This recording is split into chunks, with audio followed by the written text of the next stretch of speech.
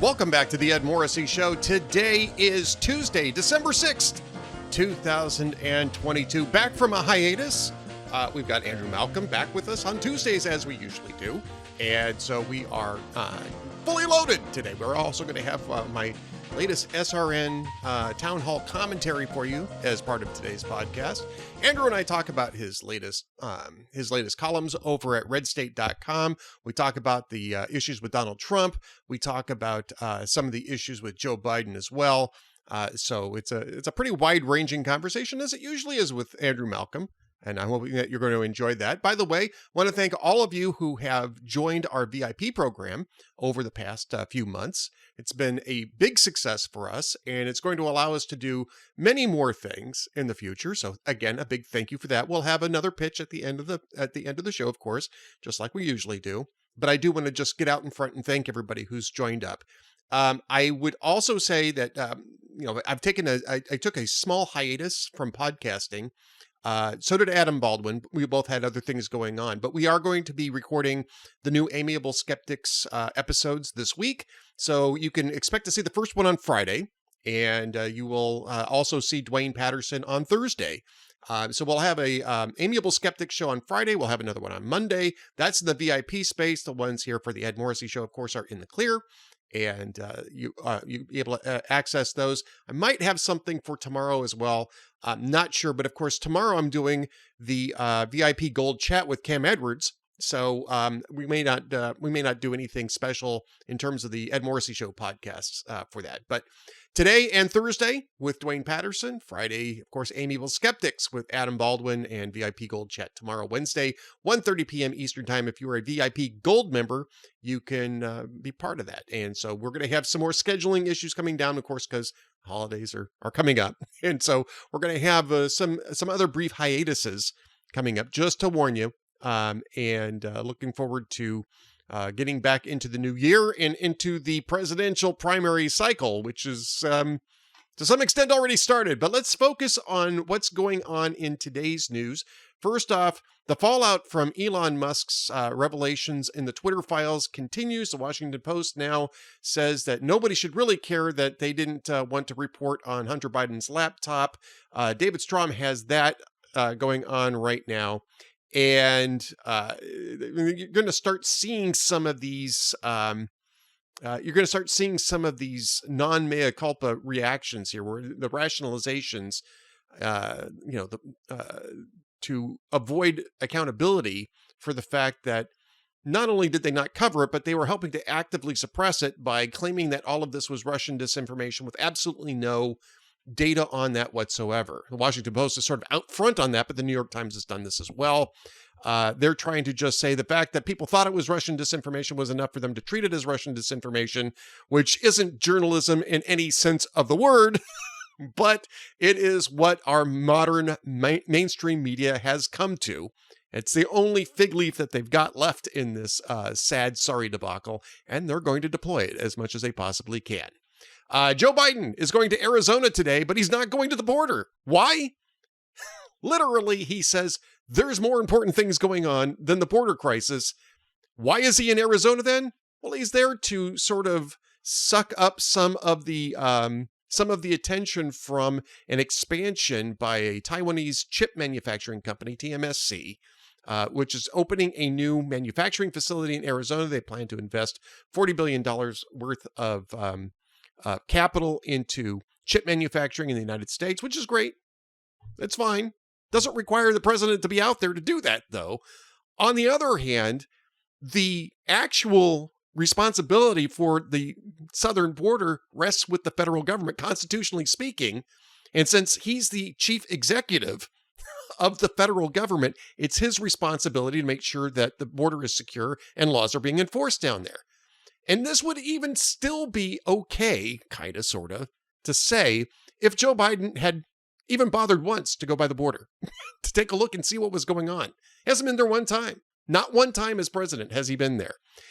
And of course, the White House was claiming that he'd gone to the border, I think it was last week. I have it in my post today, saying that, Joe Biden's gone to the border, and Peter Doocy says, when?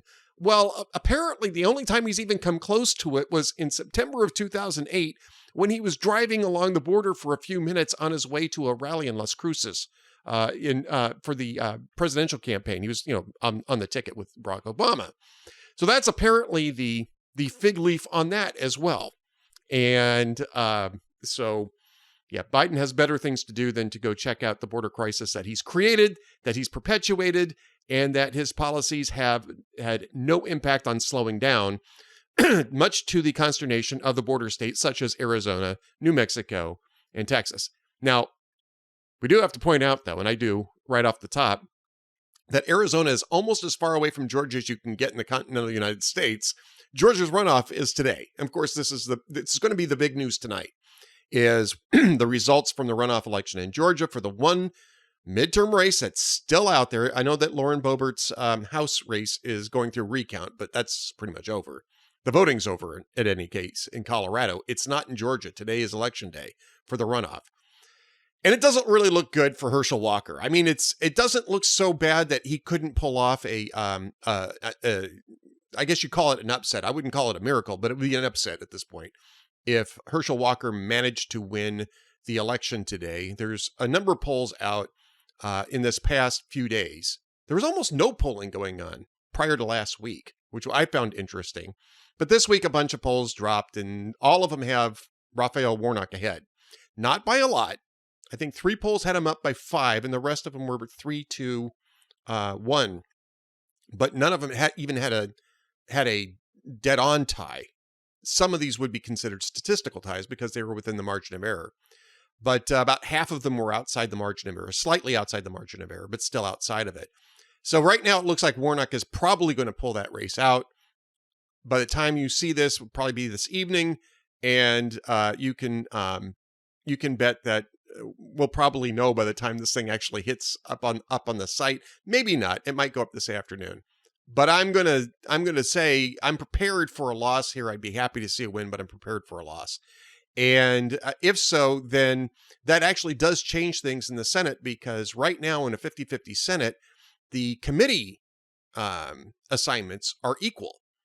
Each party has an equal number of seats. Once you go 51-49, that changes, and the majority party ends up with more seats on all the committees. Now, functionally speaking, all that really means is that Chuck Schumer doesn't have to do a particular parliamentary maneuver to pull bills or nominees out of committee.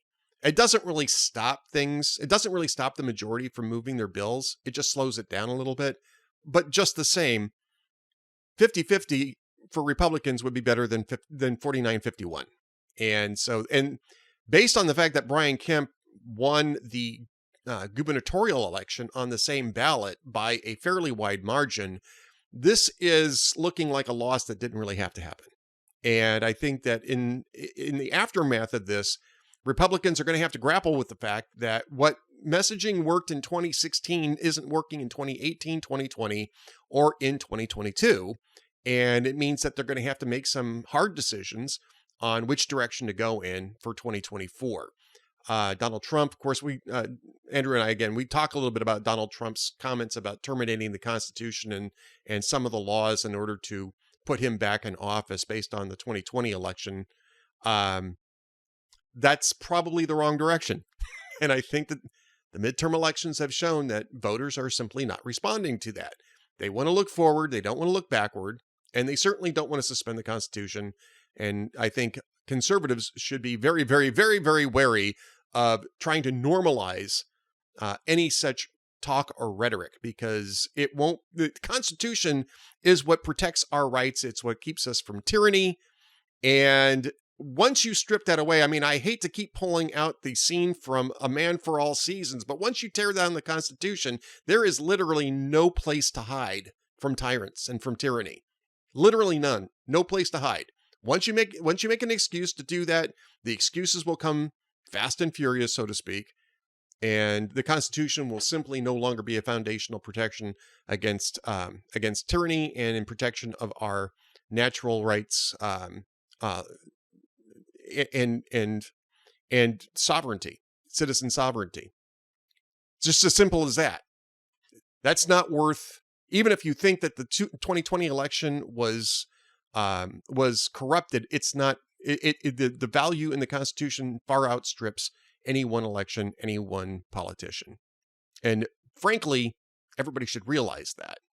And the type of rhetoric in which Trump engages should be disqualifying. We'll see if it is. That's really up to voters. It's not up to me, but it should be disqualifying. All right, we're going to talk about that and much more with Andrew. By the way, tons of stuff over at Hot Air. We've got a German study showing that the COVID-19 vaccines might be damaging people's health. Obviously, more is needed on that. There's a new bipartisan immigration reform framework that's coming up at the same time that Joe Biden thinks he doesn't need to go to the border. I think that that's a mistake. I talk about that in my post too, but Karen Townsend has the nuts and bolts of this immigration reform. You should definitely read that. Biden's going to extend and expand temporary status for Haitians, which again is just providing more incentives for runs on the border and without providing border security to deal with those with the consequences of those incentives. And this compromise is going to make that situation worse, or at the very least perpetuate it. Plenty more at Hot Air. Be sure to check all of that out. Check out my conversation right now with Andrew Malcolm. Thanks for watching.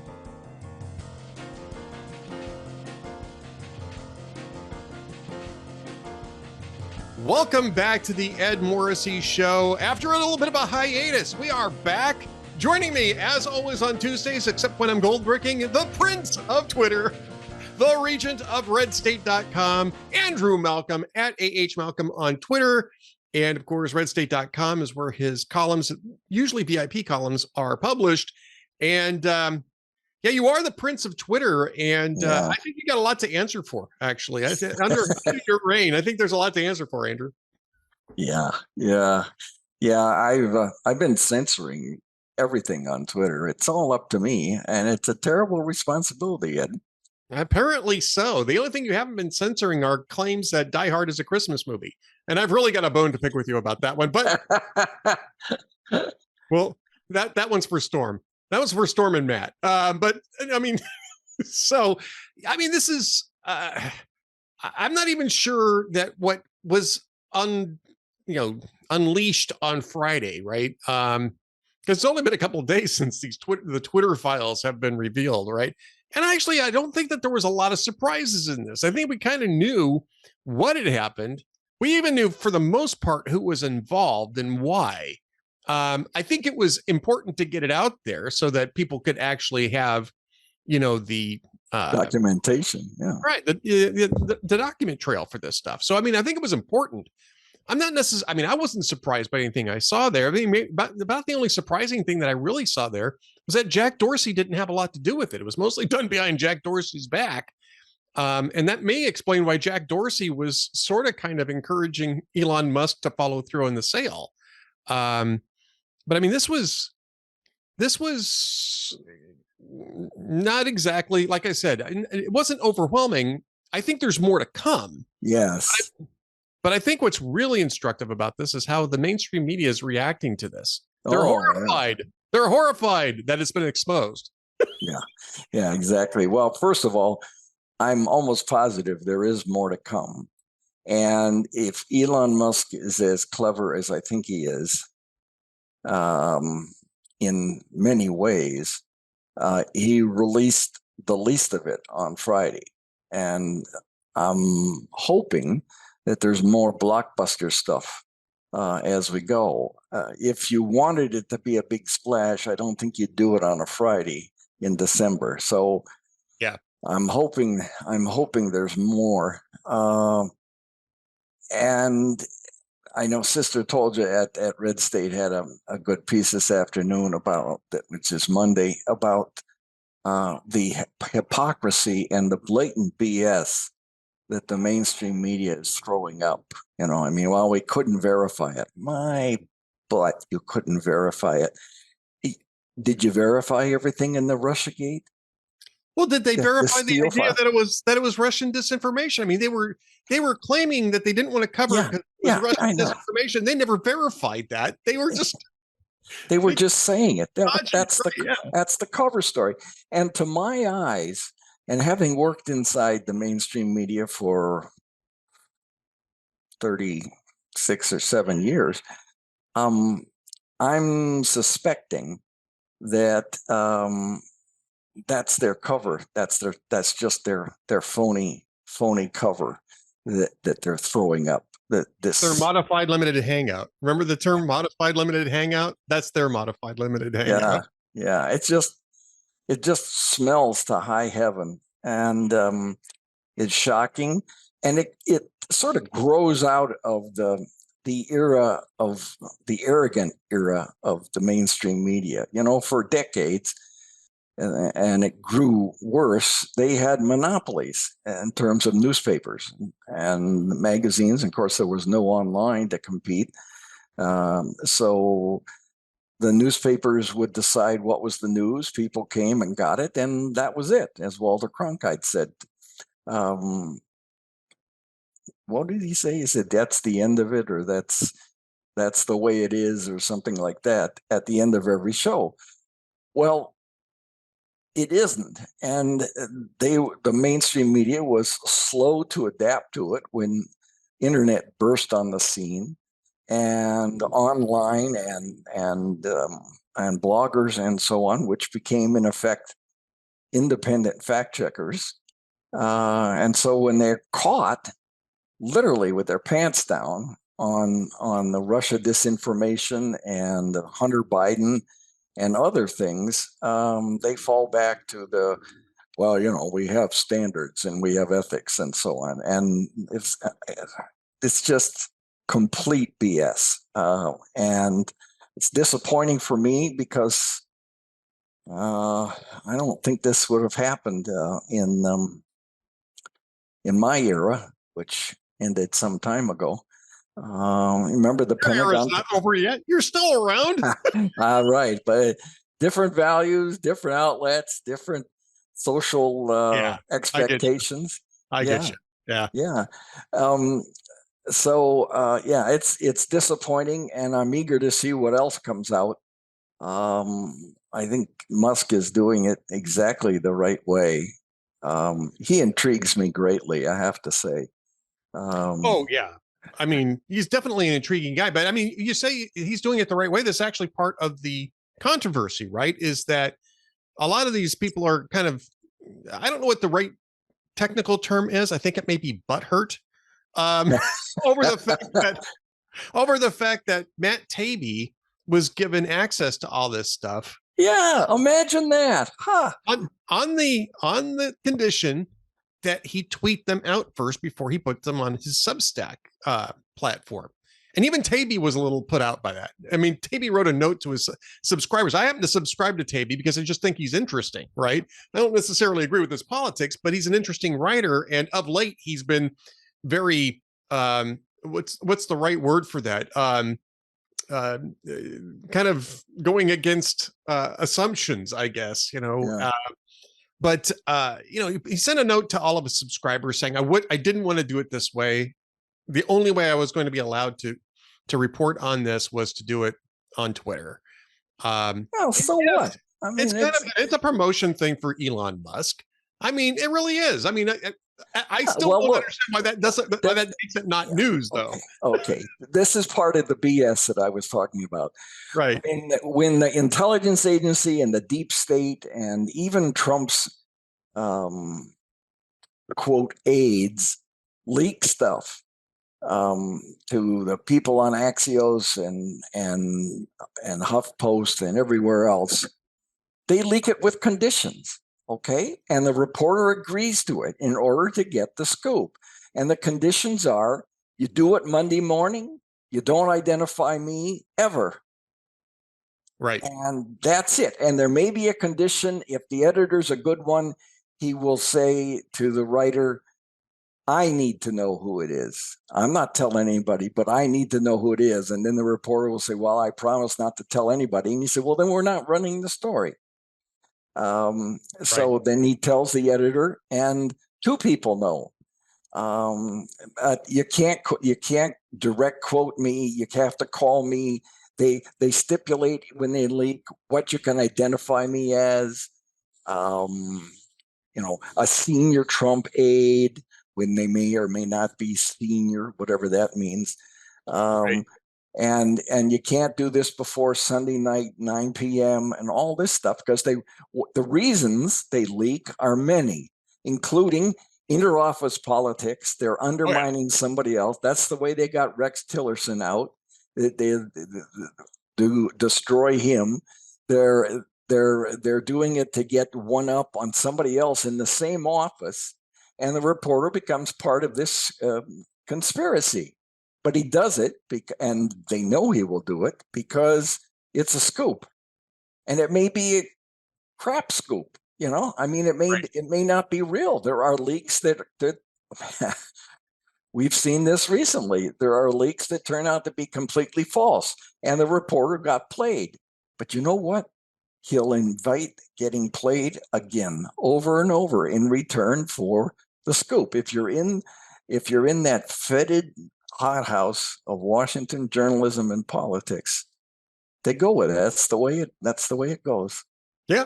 Well, and again, that's how the sausage gets made, no matter who the media outlet is. I've done that, right? I mean, that was sort of how I got, like national notice in the first place. I got a leak from inside the ad scam trial. I forget the name of the judge. Gomer, I think, was the name of the judge in Canada, who had put a injunction on against the media for to prevent them from reporting on the testimony, even though they and government officials had closed circuit television to watch this. The media were not allowed to report on this, and somebody who was on the inside, and to this day, I couldn't tell you who it was. I knew it was at the time. I will tell you that I knew the person's name. I knew what the person's position was. Couldn't even. I mean, this was 17 years ago. So I mean, it's been a while.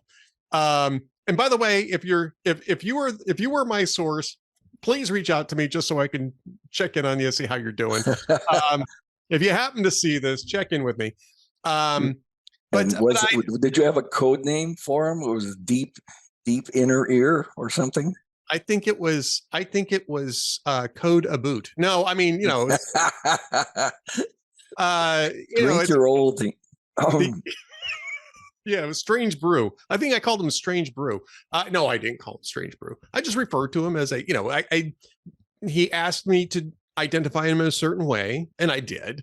And I really had to take it on faith. Yes. Oh, absolutely. Yes.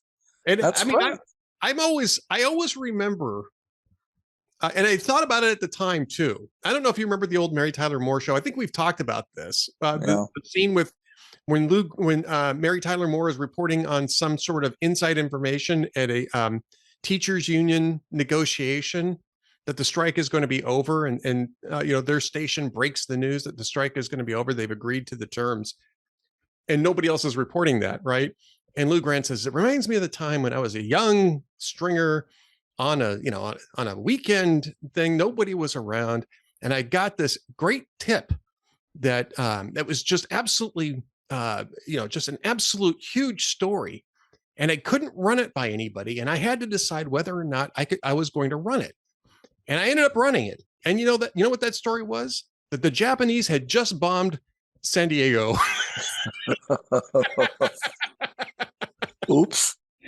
Everybody, it's a great scene if you get, I'm shortening. Yeah. No, I know. Asper, Mary Tyler Moore, that whole crew, they were great actors. And so you got to watch the whole scene because it's really hilarious. Everybody goes, oh, already go, wow. Oh.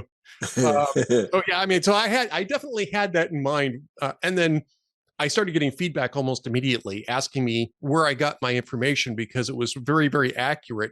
And there was a whole lot of reporters there who wanted to know why they were talking to me rather than somebody else. And just because I happen to be more or less a free speech guy and still am. And so, it's kind of almost sort of related to the Twitter topic, but yeah, it's just, you protect your sources. That's what you do. I don't really know what the source's motive was other than to get around the gag order in Canada, which by the way, they still do. They still gag the media. Oh There. yeah, that's the sort of the British legal system. Yeah. So anyway, so I ended up making national news both in the United States and Canada at precisely the time I got laryngitis. I love a week. People calling me up saying, "We want to get you on the air." Okay. I'll be glad to talk to you. I'm going to sound like I'm from The Godfather. I could have been a star. I could have been a contender.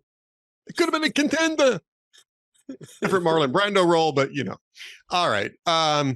So yeah, I mean, I'm looking forward to seeing what else is coming out of there. And actually, I think that there's. Well, that's what you're supposed to do. See, that's part of the buildup. You don't put it all out at once, and it gets lost. So you put some out, then more, and you die. If you're Rex Tillerson, you die by 1,000 pinpricks. Yeah, that's what Andrew Breitbart modeled that too in the blogosphere. Was that you don't put the whole thing out. You do it one drip at a time and build up the audience. So yeah. All right. So that's going on. You mentioned Donald Trump. We should talk a little bit about Donald Trump this week too, because I think that there was a sea change already in terms of Donald Trump and the right. I mean, I think that there's still sort of a legacy defensiveness on behalf of Trump when certain media things come to light, but he's kind of shot himself in the foot himself this week. I mean, if you're coming out to saying that we need to terminate parts of the Constitution in order to get me back in office, it's a suicide. It was suicide, I think.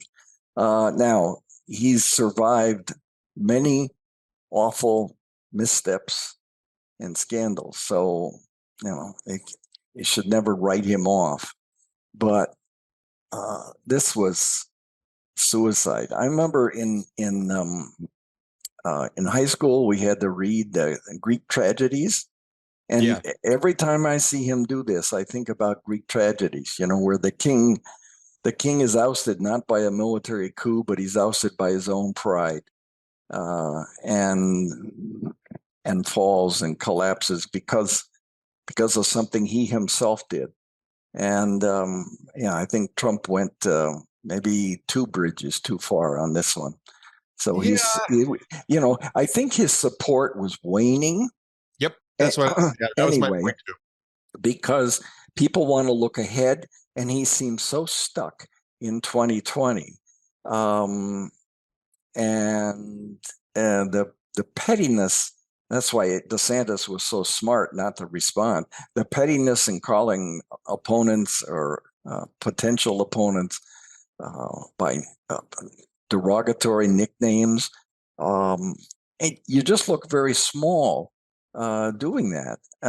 So his support, I think, was waning. I think this will hurt it badly. And I noticed today, being Monday, that a number of evangelical leaders are saying that it's time to move on. Now, that was his most loyal base.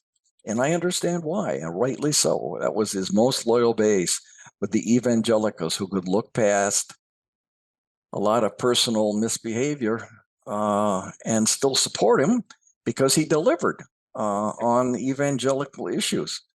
But now they're peeling away, and I don't think it's going to get better for him. No, and I think you're right. I think that after the midterms, especially, I actually think that this is the support has been gradually falling away after the 2020 election debacle.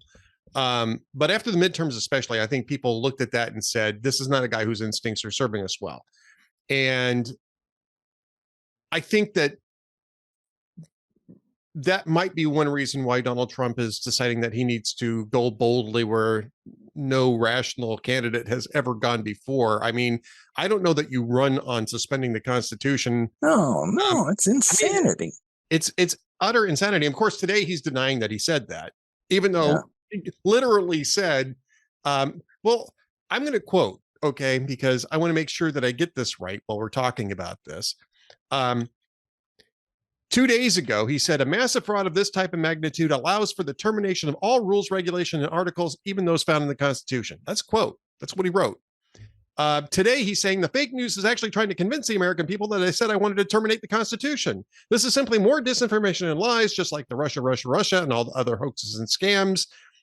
What he meant was that steps must be immediately taken to right the wrong. Yeah. Well, no. I mean, yeah. I don't know how. First off, he's lying because he literally said that he literally called for the termination of all rules, regulations, and articles around elections, including those found in the Constitution.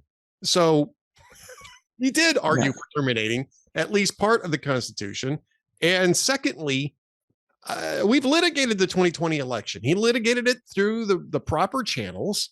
I know that he still thinks that he won. He didn't. No, he still says he thinks he won. I actually think he thinks he won. I think that he firmly believes that. I think he's convinced himself of it. But I mean, if he had said, look, I won that election, I'm coming back around because I want to run for another term because I think it's owed to me after the fraud that took place, in 2020, that would be an argument. I still think it'd be a bad argument. I think it looks backwards rather than forwards, like you just said. But to argue that we should suspend the Constitution in order to put him back in office is an argument against any sort of protection of liberty whatsoever. The Constitution is our foundational document. And it's not that the Constitution provides us rights. It's that the Constitution constrains the government from taking our rights. And once you have demolished the Constitution, all of those protections go away. They all go away. If you legitimize suspending the Constitution because somebody didn't like an outcome, then literally you can suspend it. There's no limit on what you can whenever suspend. You want. Yeah, for whatever reason. Yeah, that's exactly right. It's exactly right, and that's more important than whether or not Donald Trump feels he got rooked. And I understand people's appreciation. I have appreciation for Trump. Same. I really do. What he did as president, the policy things he did were amazing. In a relatively short period of time, he accomplished so many things, and we don't have time to go through the list, but it's quite impressive what he did.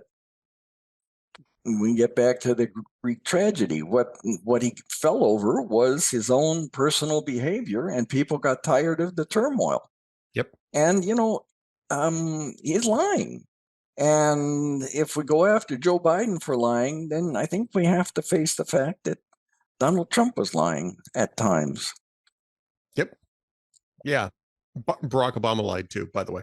Everybody's right. There's always a certain amount of lying, but I mean, there's lying and there's, pissing on my head and telling me that it's raining sort of lying. And the idea that he didn't argue to terminate the Constitution to get himself back into office 2 days prior to. Yeah. I mean, that's the micturating on your head and pretending it's precipitation. And Joe Biden saying the economy is strong as hell. Yeah, no, sorry. No. Yeah, I'm not endorsing Joe Biden by any stretch of the imagination. I voted for Trump twice.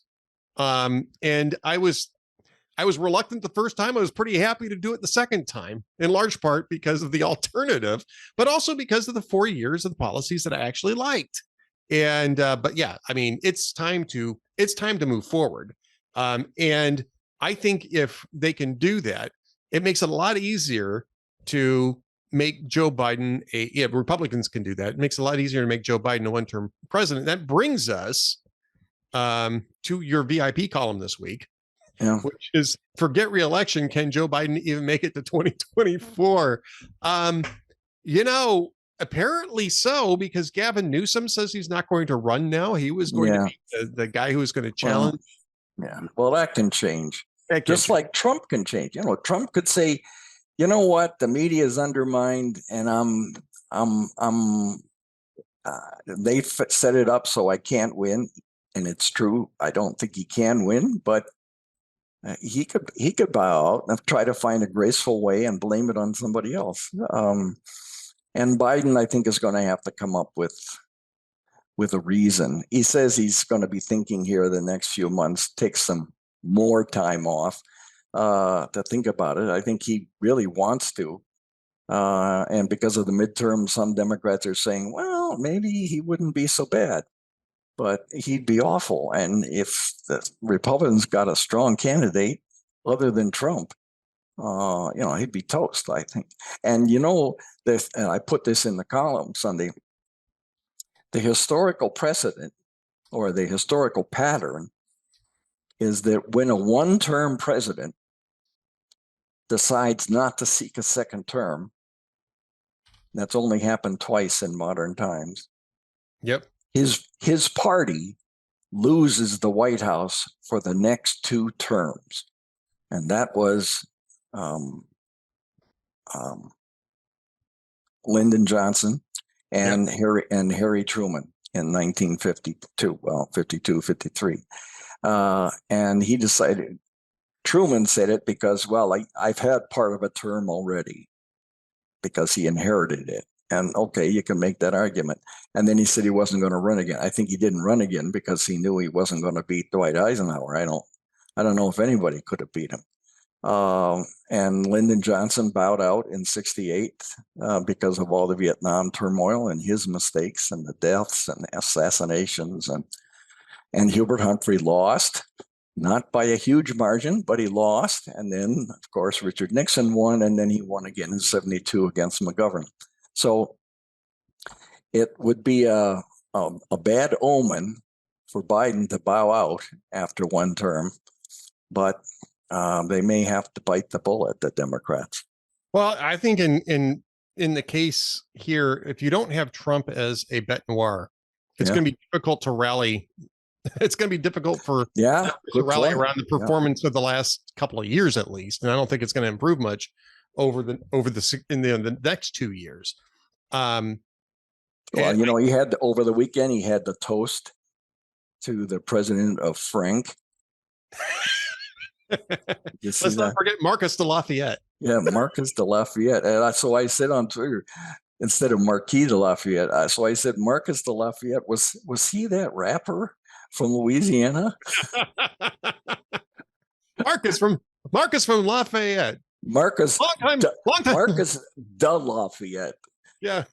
Marcus from Lafayette, longtime listener, first time caller. Great to have you on the show. All right, Marcus, what's your question? Oh, hey, I think that this American Revolution is going very well. All right, Marcus, thank you for your call. Yeah. I have to say that I almost can kind of get, you can't excuse Frank. There's no excusing Frank, but I think what he thought was that was Marcus de Lafayette, as an Marquess, but that's a British title of nobility. Yeah. It's the cognate of Marquis. But if you're going to talk about the French, it's Marquis. Yeah, it's sort of like that car, Mercury Marquis.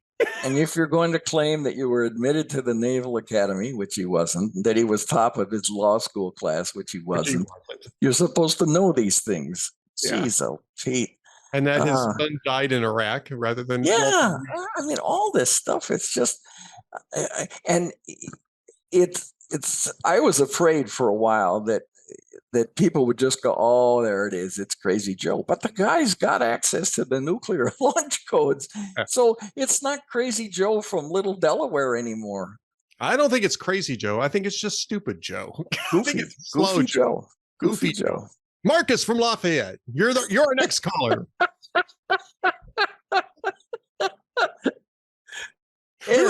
We got to do a call-in show just so we can hear from Marcus from Lafayette. Yeah, Marcus de Lafayette. It's like those NFL players, Joseph de something. Yeah, duh means from. I mean, that's in French. It's that would be. Yeah. All right. Well, we're almost out of time. I mean, we're as much as we can have a lot of fun with the Marquis de Lafayette. If you want to have more fun with that, of course, go to redstate.com and read Andrew's column about that, because it's up and it's there for you, as well as this Malcolm on the Right commentary. It's up over there as well. Also about Joe Biden, one by one, Joe Biden is undoing Donald Trump's advances. You definitely want to experience that one as well. Both VIP, you got to be a VIP members in order to access those. But now comes time for the jokes of the week. I'm assuming none of this has to do with Marcus from Lafayette being a no, it doesn't. No, it doesn't. Well, these are, as I always say, these are older ones. Jay Leno said that President Obama and Mitt Romney had lunch today at the White House. Romney offered to pay, but Obama said, no, it's on our grandchildren. There you go. Yeah. The generational company card. Yeah. Even worse now. Conan O'Brien said that Time Warner Cable is testing a new premium service that sets a specific time for the installer to arrive. You have two choices of times, winter or spring. And finally, Conan also said, today is Cyber Monday, a huge online shopping day, which is followed tomorrow by Identity Theft Tuesday. There you go. Identity Theft Tuesday. It's a national tradition. I'm actually stealing Marcus from Lafayette's identity. I think that's wonderful. Do I have to speak in a French accent? I don't know. Yep. All right. Well, thank goodness we're back from hiatus so we can do these types of jokes every Tuesday with Andrew Malcolm, the prince of the now transparent Twitter. He's the transparent prince of transparent Twitter. That's right. Although I am wearing clothing. Yes. Well, thank you. I appreciate that. I'm sure. And I'm not like Brian Stelter. I'm not wearing shorts because it's not on camera. Well, I've got no comment on that part, but hey, also the regent of Red State, Andrew Malcolm. I think we've revealed just about everything that we need to reveal. Yeah, that's enough for today.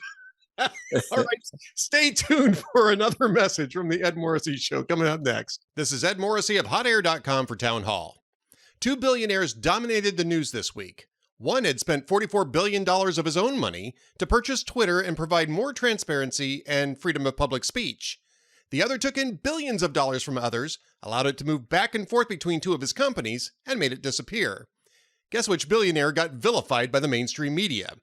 Elon Musk, Twitter's new owner. They accuse him of attacking and undermining democracy by using the First Amendment as a moderation value for social media. Meanwhile, Sam Bankman-Fried, the founder of FTX and a darling of the left, has been given ample opportunity to rationalize away the destruction of investors' wealth. He was also the second biggest Democrat donor this cycle. The contrast exposed mainstream media's corrupt value system, excusing fraud while demonizing free speech and transparency. Fortunately, Americans have a far wiser moral compass. I'm Ed Morrissey.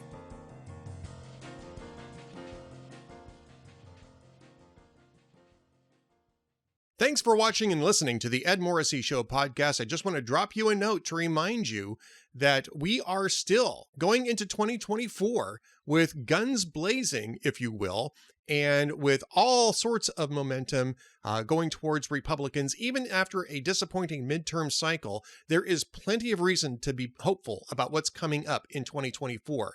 There is also plenty of reason to worry about the impact that big tech and government agencies like DHS are going to have on the political debate, especially on big social media platforms. That's why it is still more important than ever to support Hot Air and our other Town Hall properties by becoming a VIP or a VIP Gold member. Now, being a VIP member or VIP Gold member means that you can comment on the posts, and the comment sections are getting very lively. Great comment sections. We're really getting a good commentary out there in the com boxes. But you also get exclusive content such as Dwayne Patterson's twice weekly columns, Tom Jackson's twice weekly columns from Florida, which is going to be a key battleground in 2024 and a key indicator, especially if Ron DeSantis does get into the race as we expect, of where the Republican Party is going to go. We've got The Amiable Skeptics with Adam Baldwin and I, twice weekly, 2 episodes a week. Our video presentation exclusive for VIP members. Plus, we have the VIP Gold Chat with Cam Edwards of BearingArms.com. It's the most fun hour of the week. And I can tell you that both Cam and I will every single time make that claim. The most fun hour of the week, and our VIP Gold members get a chance to participate in it by putting in their comments and questions, and we respond directly to those. In fact, that's the entire reason for having that 1 hour chat on Wednesdays at 1:30 Eastern time. If you're a VIP or VIP Gold member, you can be part of that, and you can use the promo code Save America, and get a 25% discount off of VIP and VIP Gold membership. So be sure to do that. Thanks for your time. Thanks for watching the Ed Morrissey Show.